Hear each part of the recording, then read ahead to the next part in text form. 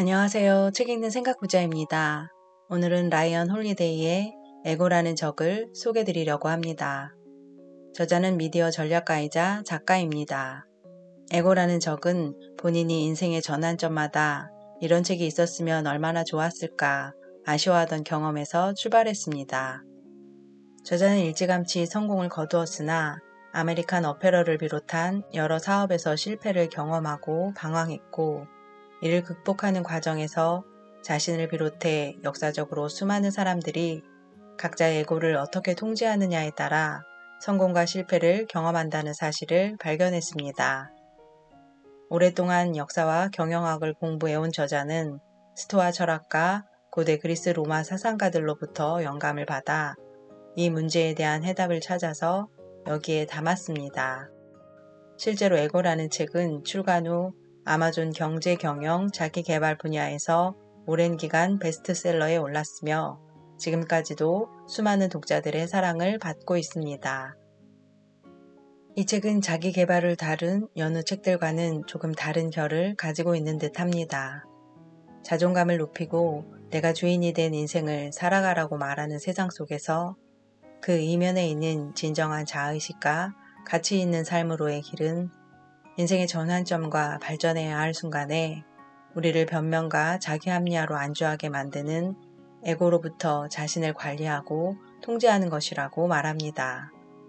어떤 사람이 될 것인지, 어떤 일을 할 것인지 이제는 선택해야 한다고 말하는 그의 물음에 답을 찾아 각자의 에고의 세상 속으로 들어가 보겠습니다. 서문.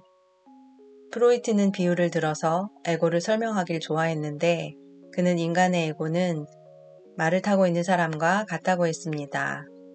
여기서 말은 인간의 무의식적인 충동을 뜻하고 이 충동을 제어하려고 애쓰는 것이 바로 에고라고 설명합니다. 하지만 현대 심리학자들은 에고티스트, 즉 자기중심주의자라는 단어를 다른 사람은 안중에도 없이 위험할 만큼 자기 자신에게만 초점을 맞추는 사람을 이르는 용어로 사용합니다. 이런 정의는 다 맞는 말이긴 하지만 임상 현장을 벗어나면 거의 아무런 의미가 없습니다. 내가 말하고자 하는 에고는 무엇일까요? 자기 자신이 가장 중요한 존재라고 믿는 건강하지 못한 믿음. 이 책에서는 이것을 에고의 정의로 사용할 것입니다. 거만함이 그렇고 자기중심적인 야망이 그렇습니다. 이것은 모든 사람의 내면에 자리 잡고 있는 성마른 어린아이와 같고 어떤 것보다 자기 자신을 우선하는 특성을 가집니다. 합리적인 효용을 훌쩍 뛰어넘어 그 누구, 무엇보다 잘해야 하고 보다 더 많아야 하고 또 보다 많이 인정받아야만 하는 것, 이것이 바로 에고입니다. 이런 측면에서 볼 때 자신감이나 재능의 범주를 초월하는 우월감이나 확신이기도 합니다. 자기 자신이나 세상에 대한 인식이 너무 부풀려질 때 에고는 스스로를 둘러싸고 있는 현실을 왜곡하기 시작합니다. 전설적인 미식축구 감독 빌 윌시는 그런 순간을 자신감이 거만함으로 바뀌고 단호함이 완고함으로 바뀌고 또 자기 자신을 과신한 나머지 완전히 제멋대로 굴 때라는 말로 설명했습니다. 1930년대의 비평가 실리 코널리도 에고는 중력 법칙처럼 우리를 휘감아 침몰시킨다 라는 말로 에고의 위험성을 경고했습니다. 이처럼 에고는 당신이 원하는 것, 당신이 가지고 있는 것을 방해하는 적입니다. 에고는 기술의 온전한 습득이나 창의적인 통찰의 소유, 다른 사람과의 협력, 소중한 것들을 유지하는 일, 성공의 지속 등을 방해합니다. 에고는 강점과 기회를 쫓아내고 온갖 적들과 실수들을 불러들이며 우리를 진퇴양난의 수렁으로 인도합니다. 우리는 보통 어떤 문제가 있을 때 문제의 원인을 에고가 아닌 다른 부분에서 찾거나 다른 사람들 탓으로 돌립니다. 수천 년 전의 고대 로마 시인 루크테티우스가 표현했듯이 우리는 자기 병의 원인이 무엇인지 모르는 환자와 같습니다. 특히 성공을 하긴 했지만 자기의 에고가 무엇을 하지 못하도록 가로막고 있는지 모르는 사람이 환자라고 할 수 있습니다. 왜냐하면 이런 사람들은 자기가 경험했던 측면에서만 문제의 원인을 찾기 때문입니다. 전체 삶에서 어떤 시기를 살고 있든 사람은 누구나 인생의 세 단계 가운데 하나에 서게 됩니다. 첫째, 우리는 누구나 무언가를 열망합니다. 우주에 어떤 흔적 하나를 남기려고 노력한다는 말입니다. 두 번째로 누구나 어떤 식으로든 성공을 이룹니다. 누군가는 많은 성공을 거두겠지만 또 누군가는 그렇지 않습니다. 그리고 마지막 단계로 누구든 실패를 경험합니다. 사람은 대부분 이 셋 중 하나에 놓여 있습니다. 성공할 때까지 열망하고 실패하거나 혹은 더 많은 것을 바랄 때까지 성공하며 또 실패한 뒤에는 다시 새로운 것을 열망할 수도 있고 다시 한 번 더 성공할 수도 있습니다. 에고는 이 모든 단계에서 우리와 함께하는 적입니다.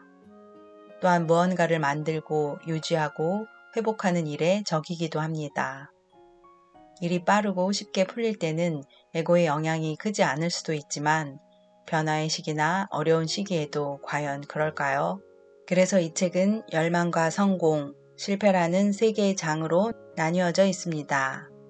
나쁜 습관이 붙어버리기 전에 에고를 억누르는 데 도움이 되도록 하기 위해서이고 성공했을 때 에고의 여러 유혹을 겸손과 규율로 대체하기 위해서입니다.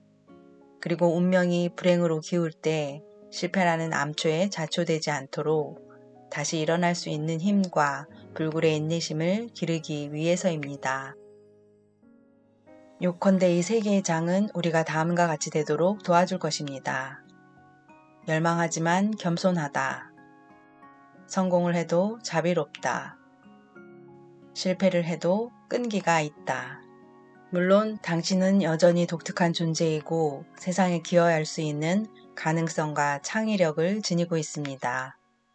우리가 우리를 부추기는 에고를 제어하고 앞서 말한 태도를 취하고자 하는 것은 당신의 그 특별함을 부인하기 위함이 아닙니다. 당신 안에 잠재되어 있는 그 모든 것들을 헛되이 공중에 날려버리지 않고 적절하게 잘 쓰도록 하기 위함이며 당신이 위기에 봉착했을 때 균형을 잃지 않도록 하기 위함입니다. 열망, 타오르기 시작하는 불꽃. 우리는 목표와 소망을 가지고 새로운 출발을 준비합니다. 모든 위대한 여행은 바로 이 지점에서 시작됩니다. 많은 사람들이 이렇게 출발하지만 대다수가 애초에 설정했던 목적지까지 도달하지 못합니다.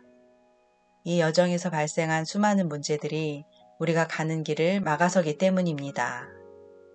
이때 맞닥뜨리는 문제의 대부분은 에고로부터 생겨납니다.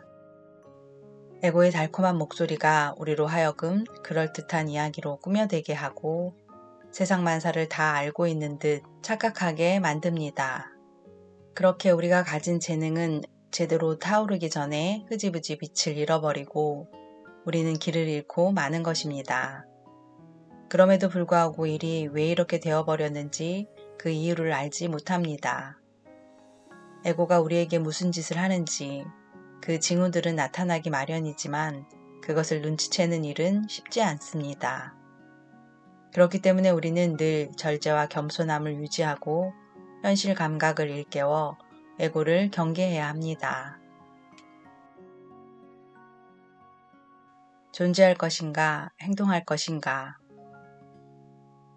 현대 전쟁사에서 가장 영향력 있는 전략가이자 실천가들 가운데 한 명으로 꼽을 수 있는 존 보이드는 진정으로 위대한 전투기 조종사였지만 사실 훌륭한 교사이자 사상가로서 위상이 더 큰 인물입니다. 그는 한국 전쟁에 전투기 조종사로 참전한 뒤에 넬리스 공군기지에 있는 전투기 조종사 훈련학교의 수석 교관이 되었습니다. 그는 40초의 보이드라는 별명으로 불렸는데 이것은 전투기가 어떤 방향에서 나타나든지 40초 안에 격투한다는 뜻이었습니다. 그가 예편한 뒤에는 국방부 장관이 그를 펜타곤으로 불렀고 거기에서 그의 진정한 인생의 과제가 시작되었습니다. 보통 사람이라면 존 보이드라는 이름을 들어보지도 못했을 가능성이 높습니다. 보이드는 30년 가까운 세월 동안 자기에게 주어진 직무를 누구보다 훌륭하게 수행했지만 그가 마지막에 달았던 계급은 대령이었습니다. 장성 진급도 하지 못했던 것입니다. 1975년에 대령으로 예편한 뒤에 그는 완전히 잊혀진 것처럼 보였습니다. 그에게 남은 것이라곤 작은 아파트 한 채와 연금뿐이었습니다. 그에게는 친구보다 적이 더 많았습니다. 그러나 그가 제시한 이론들은 그가 살았던 당대뿐만 아니라 그 이후까지 군사 분야의 거의 모든 영역에서 기동존의 개념을 바꾸어 놓았습니다. 하지만 그가 끼친 영향 가운데서 가장 기본적으로 꼽을 수 있는 것은 자문위원으로서 했던 일입니다. 그는 1991년 걸프전 당시 바그다드에 대한연합군의 공습 작전이었던 사막의 방패 작전의 전쟁 계획을 수립하는데 비공식적으로 참여했습니다. 그리고 그가 변화를 주도하는데 기본적으로 했던 방법은 자신이 가르치고 이끌었던 제자들을 통해서 이루어졌습니다. 또한 보이드는 자기 휘하에 촉망받는 제자들에게 가르치고자 했던 교훈을 스스로 정확히 실천하며 살았습니다. 보이드가 1973년 한 장교에게 했던 말을 보면 그런 사실이 분명하게 드러납니다. 언젠가 자네는 갈림길 앞에 설 것이고 거기에서 가고 싶은 방향이 어느 쪽인지 결정하게 될 거네. 이쪽으로 가면 자네는 중요한 사람이 될 수 있네.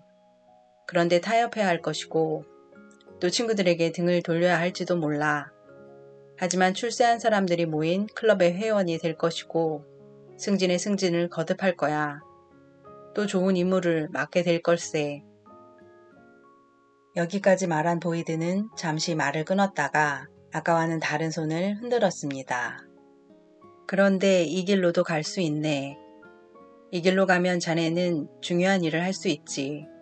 조국과 우리 공군, 그리고 자네 자신을 위한 일이야.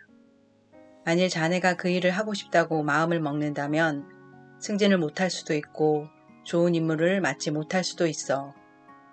또한 분명히 말하지만 자네는 상관의 마음에 쏙 드는 부하는 되지 못할 걸세. 그러나 이 길을 가면 자기 자신과 타협하지 않아도 된다네. 친구들이나 자기 자신을 배반하지 않아도 될 거야.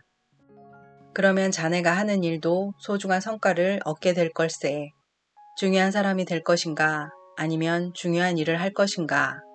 인생을 살다 보면 분명히 이 갈림길에 서게 될 텐데 바로 그때 자네가 결정을 내려야 할 순간이라네. 존재할 것이냐 행동할 것이냐. 자네는 둘 중 어느 쪽을 선택하겠는가.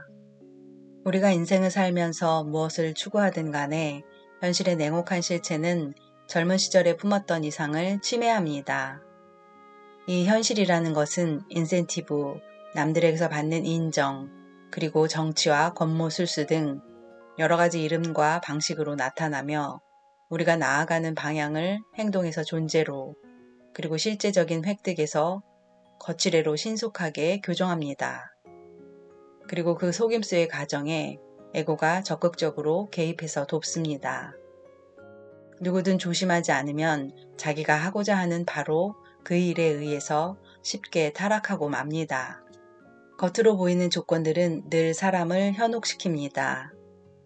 권위를 가진다는 것과 권위 있는 자리에 앉아있는 것은 같지 않습니다. 어떤 것을 할 권리를 가진다는 것과 올바른 존재라는 것 역시 동일하지 않습니다. 어떤 사람이 승진한다고 해서 반드시 그 존재라는 뜻도 아닙니다. 사람들에게 감동을 준다는 것은 감동적인 존재라는 것과는 완전히 다른 문제입니다. 자, 그렇다면 당신은 어느 쪽에 서겠습니까? 당신은 어느 쪽을 선택하겠습니까? 바로 이것이 우리 앞에 던져놓은 갈림길입니다. 많은 사람들은 세상을 바꾸고 싶어 합니다. 당신은 당신이 하는 일에서 최고가 되고 싶어 합니다. 그러나 실제 현실에서 보이드가 제시한 두 가지의 세 단어 가운데 어느 쪽이 당신을 붙잡고 있습니까? 당신이 지금 실제로 추구하는 것은 무엇입니까? 무엇이 당신의 등을 떠밀면서 독려하고 있습니까? 존재할 것인가, 행동할 것인가? 인생은 끝없는 갈림길의 연속입니다.